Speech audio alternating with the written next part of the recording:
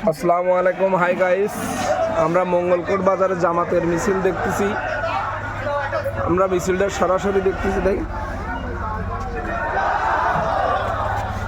সরাসরি লাইভ দেখাচ্ছি গাইস।